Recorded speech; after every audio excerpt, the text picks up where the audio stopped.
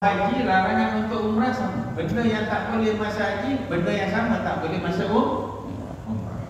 Sama. Masa umrah, lelaki tak boleh pakai pakaian jahit. Masa haji pun sama. Masa haji perempuan tak boleh tutup muka. Masa umrah pun sama. Masa haji tak boleh pakai minyak wangi. Masa umrah pun sama. Pantang larangnya sama. Seterusnya ialah istita'ah. Istita'ah ni maksudnya ialah kemampuan. Jadi siapa yang berkemampuan untuk mengerjakan haji, maka wajiblah dia mengerjakan haji tersebut. Tapi kalau dia berkemampuan dan dia nak upah kepada orang lain, ini yang dipanggil sebagai badal. Mengupah orang lain untuk mengerjakan haji bagi mereka. Ini satu cara jugalah. Siapa dia yang boleh dibadalkan hajinya, iaitu orang yang dah meninggal dunia tapi masih hidup, dia mampu, maka kena dibadalkan. Tapi kalau masih hidup, dia memang tak mampu. Dia memang tak mampu masih hidup. Sampai ke mati kita mampu, perlu tak dibadalkan? Tak perlu. Pasal masih hidup pun tak wajibkan dia tak mampu. Yang kedua, orang yang sakit tiada harapan sembuh, ini pun boleh dibadalkan.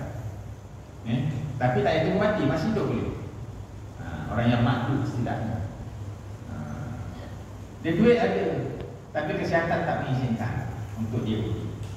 Maka dia boleh berwakil pada orang untuk mengerjakan haji bagi pihak dia, walaupun dia masih lagi hidup. Itu juga orang yang terlalu tua dan umur tak dapat mengerjakan haji, itu juga boleh dibadalkan. Cuma lazimnya kita ni, kita tunggu dia meninggal dulu, baru dibadalkan haji.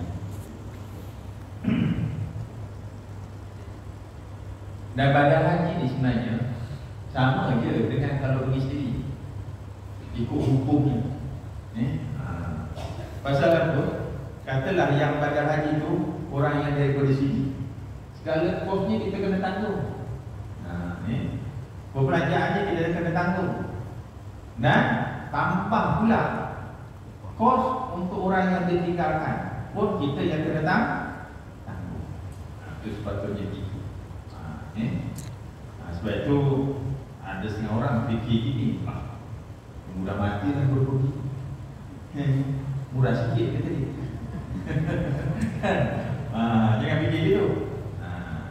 Kerana sepatutnya kalau badal haji ni, dia kena tanggung sama seperti orang yang pergi. Tanggung dia orang yang badal.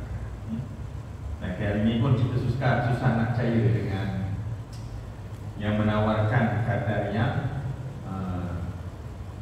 jauh terlalu murah banding dengan kalau pergi timbang tak sampai. Baik.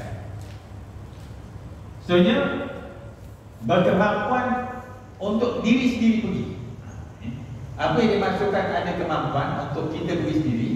Pertama, ada tambah duit, kos untuk pergi kat sana. Untuk tambang je, pergi dan balik. Bukan pergi je, balik tak ada. Dia pergi balik. Dan juga kos, masuklah penginapan dia kat sana, makan minum, masuk itu. Kemudian ada bekalan untuk perbelanjaan makan minum dia. Ada kenderaan, duit ada untuk tambang, tapi kenderaannya tak boleh terbang. Kena ada kenderaan pergi dan balik. Dan hari ini tambah pula dah dapat kota.